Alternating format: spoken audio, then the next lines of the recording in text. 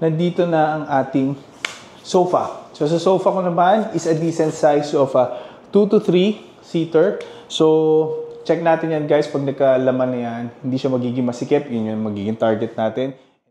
Hi guys, welcome back to our Kai project dito yan sa DMCI in Mandaluyong. So right now, tapos na ang ating general construction.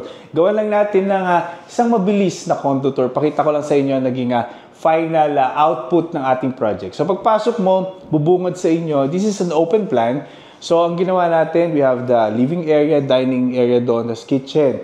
So on your left side pagpasok, nandito ang ating kitchen area. So we have a limited space na pwedeng laruin. So minaximize natin ang space. Ayan. So ang tema natin dito is a warm feel na condominium. So mixture tayo ng wood and accent ng mga black elements. So mapapansin nyo sa likod ko, naka-letter U ang pattern ng kitchen natin.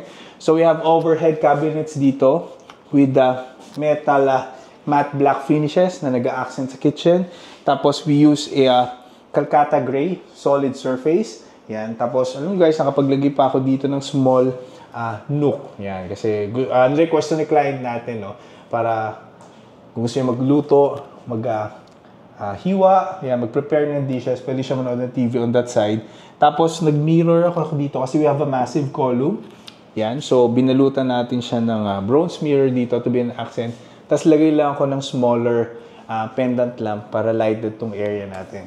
Tapos, sa kitchen naman, correct distribution lang tayo ng lighting. We have a pantry area dito, tapos drawers, and we have under cab. Yan, sa kitchen area natin. Tapos, nakapaglagay ako dito ng dimmable light sa ating kitchen area. Then, pwede mo siyang lakasan, pwedeng hinaan, daylight. Tapos, adjacent guys ng kitchen, kapag ang view mo naman is nandito ka sa kitchen area. So, nandito na ang ating dining area. So, ang plan ko dito is maglagay ng 4-seater na dining table.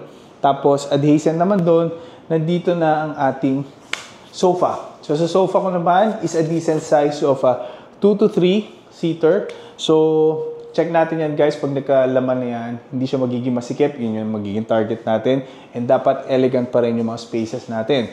So, for the media area naman, nag-fabricate tayo ng kapareho nung sa ating Prisma project. We just use several elements na hindi kapareho nung sa Prisma. Pero the design itself, medyo similar kasi magkapatid tong project na to, sabay ito nag-kick off and sabay nag-start. Tapos, on my right side, nandito ang ating powder room, no? Common bathroom. So, pagpasok mo, maganda to kasi medyo nilaro natin yung mga tiles natin. So, kung mapapansin nyo, we have a 2 shades ng tile. Actually, hindi siya shades, 2 design ng tile. We have the marble type. Tapos, itong tile na to, hindi ko alam kung anong tawag dyan. So, ipopost ko na lang kung anong tawag dyan sa tile na yan. Darker gray ang nilagay natin para mag-complement sa ating sliding door with the black finishes. And we have the shower, which is in matte black finish too. Tapos, paglabas mo dito sa ating bathroom, nandito na ang ating 2 bedrooms. This will be the master, and this is naman is the smaller bedroom. So, tara! Pasukin natin yan. Okay guys, nandito tayo ngayon sa hallway area natin. So, ang finish ng hallway natin are fluted panels. Seamless naman yung ginamit na fluted panels natin dito. And we have, inikot pala natin yung mirror natin from the media wall papunta dito para i-reflect kahit paano yung entryway ng hallway natin para hindi siya magmukhang masikip.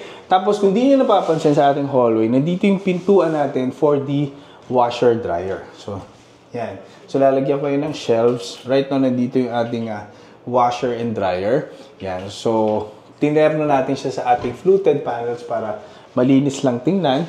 And the 2 doors, we accent also, ang accent ito are matte black din para katerno ng ating kitchen and powder room. Yan. So, actually, this condo unit is katerno talaga ng Prisma natin kasi sabay ginawa. So, inalter lang natin yung mga finishes para meron siyang sariling pagkakakilanlan. Anyway, pagpasok mo, andito ang ating isang smaller bedroom. So, right now, we have the workstation dito. Tapos, we have a decent size of closet. Dito naman yan sa kabilang side. Nakapaglagay pa tayo dito ng sliding door. Yan, so lighted ang ating closet. Napakaganda and napakalinis. So ang plan natin ilagay dito is a sofa bed. Sofa bed na single size. Yan, para in case hindi gustong gawing bedroom, pwede siya maging den or a workstation. Yan, so yun yung plan natin dito sa area nito. Pero ang maganda dito is yung decent size ng ating master bedroom. So tara, pasok tayo. Alright guys, welcome sa ating master bedroom. Napakagandang master bedroom. So, ang master bedroom natin is also a maximized space. So, yung layout natin dito before, originally, hindi ganito. Siyempre, binago natin. We configure para mag-match or mabalance natin yung queen size bed dito para gumanda ang ating headboard. So, we fabricated a headboard dito sa aking likuran.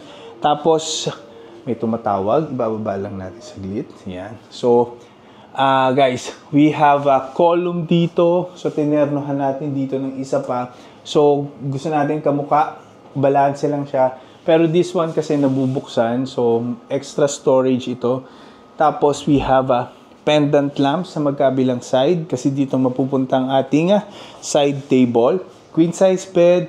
Tapos, dito naman ating master banyo. Toilet and bath. So, same finish siya dun sa ating kanina sa common bathroom, kaya lang bigger lang ng orientation ng mga lavatory and shower. Yan, so tapos ang kanyang layout, nandito ang water closet. Same finishes yung ginamit natin para consistent tayo sa mga materials na ginagamit. Yan, so shower area, water closet, and lavatory. Tapos dito naman, naglagay ako dito ng pocket door kasi nandito ang ating walk-in closet. So, tara, pasok tayo. So, minaximize natin yung space, puro closet, paikot. Tapos, dito ko ilalagay ang kanyang vanity area or workstation. May window tayo doon. So, basically, this is the walk-in closet and the vanity area. So, guys, pag labas mo dito, ito yung view mo for the master bedroom. And, paglabas mo naman ng master bedroom, ang magiging view mo naman all the way is ito. Yan. Thank you for watching guys and see you again on our next vlog. Bye-bye.